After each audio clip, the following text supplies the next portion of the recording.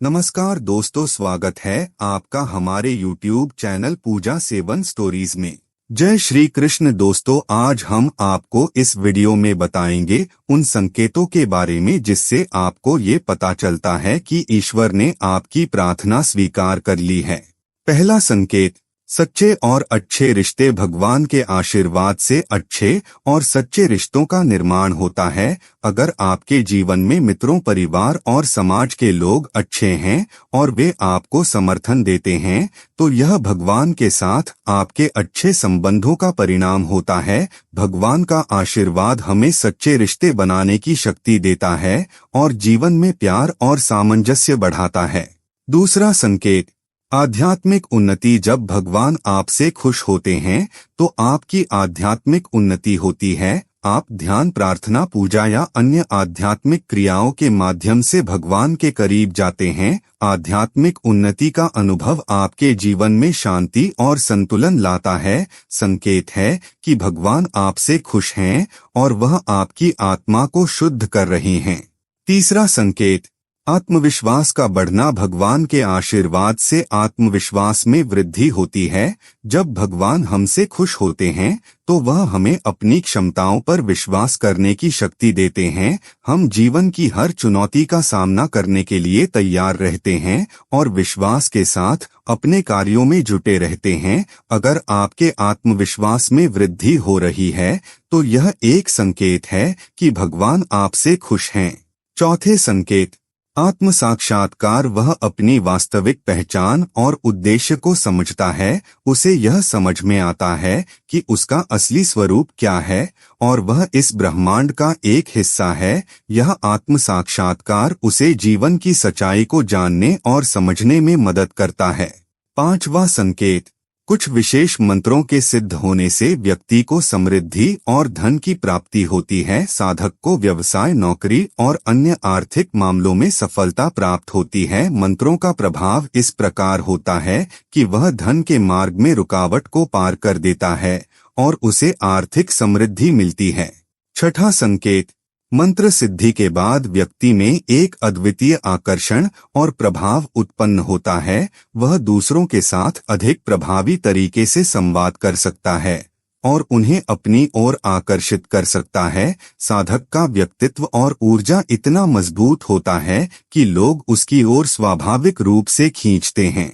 सातवां संकेत, समय और घटनाओं को नियंत्रित करने की क्षमता। Ability to control time and events. मंत्र सिद्धि से साधक को समय और घटनाओं पर नियंत्रण पाने की क्षमता प्राप्त होती है। वह किसी भी स्थिति को अपने पक्ष में मोड़ सकता है। उसकी समझ और सृजनात्मकता इतनी शक्तिशाली होती है कि वह समय को अपने अनुसार आकार दे सकता है और घटनाओं की दिशा को प्रभावित कर सकता है। आठवां संकेत, मंत्र सिद्धि के बाद साधक को विपरीत परिस्थितियों में भी सफलता प्राप्त होती है। वह जो भी कार्य करता है उसमें उसे सफलता मिलती है। किसी भी संकट या कठिनाई का सामना करने के लिए उसकी मानसिकता और ऊर्जा पर्याप्त होती है, जिससे वह किसी भी मुश्किल को पार कर सकता है। नवा संकेत, मंत्र सिद्धि के बाद साधक का आध्यात्मिक दृष्टिकोण पूरी तरह से बदल जाता है। वह अपने जीवन के उद्देश्य को समझने लगता है और अपने जीवन को एक उच्च उद्देश्य की ओर मोड़ता है। वह बाहरी दुनिया की बजाय अपनी आंतरिक दुनिया में संतुलन और शांति खोजता है। 10वां संकेत, मंत्र सिद्ध के बाद साधक को जीवन के प्रति एक नया दृष्टिकोण प्राप्त होता है। वह जीवन को एक चुनौती के रूप में नहीं देखता बल्कि उसे एक अवसर मानता है। साधक यह समझता है कि जीवन में हर अनुभव का एक उद्देश्य होता है और उसे इन अनुभवों से सीखने का प्रयास करता है। 11वां संकेत, मंत्र सिद्ध के बाद साधक को प्रेम और करुणा की भावना गहरी होती है। वह सभी जीवों के प्रति प्रेम और सहानुभूति महसूस करता है। उसकी आंतरिक शक्ति और शांति उसे दूसरों के दुखों को समझने और उनकी मदद करने की प्रेरणा देती है। 12वां संकेत, मंत्र सिद्धि से व्यक्ति की आध्यात्मिक जागृति होती है। उसे अपने भीतर एक दिव्य तत्व का एहसास होता है और वह समझता है कि वह इस संसार से कहीं अधिक है। वह अपनी आत्मा और ब्रह्मा के बीच एक संबंध महसूस करता है और उसकी यह जागृति उसे एक उच्चतर उद्देश्य की ओर मार्गदर्शन करती है। 13वां संकेत, मंत्र सिद्धि के माध्यम से साधक अपने भूतपूर्व कर्मों का परिणाम समझने लगता है।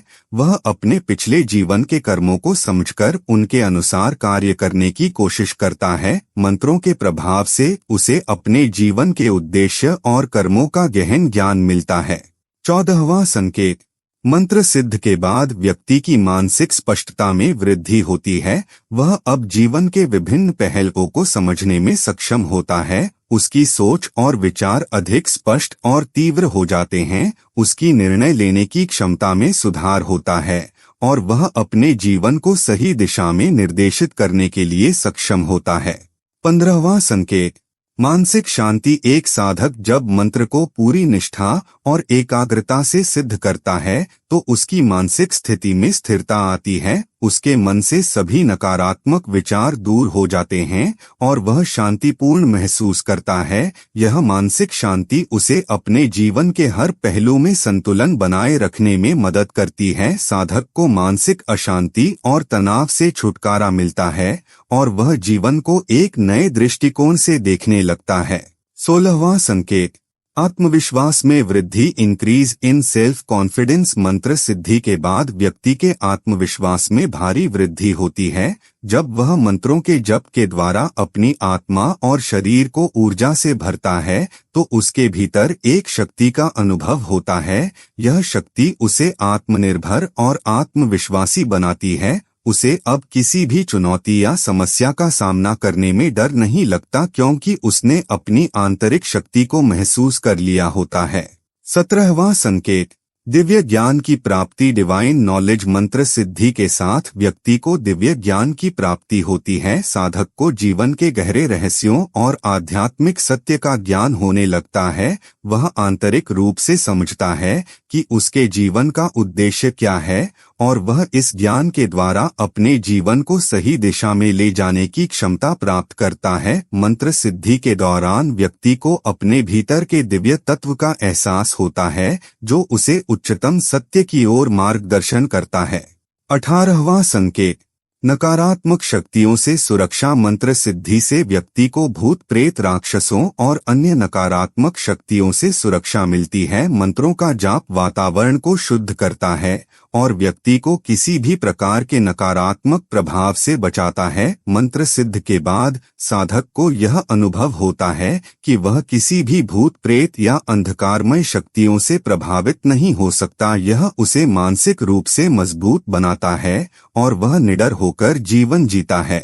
19वां संकेत, मंत्र सिद्धि का एक और महत्वपूर्ण प्रभाव शारीरिक स्वास्थ्य पर होता है। साधक को महसूस होता है कि उसका शरीर अधिक ऊर्जा से भरा हुआ है और उसकी शारीरिक ताकत में भी वृद्धि हो जाती है। कई लोग जो नियमित रूप से मंत्र सिद्ध करते हैं वे अधिक स्वस्थ, ऊर्जावान और ताजगी महसूस करते हैं। मंत्र सिद्धि के बाद साधक के शरीर में रक्त संचार बेहतर होता है और उसकी इम्यूनिटी भी मजबूत होती है।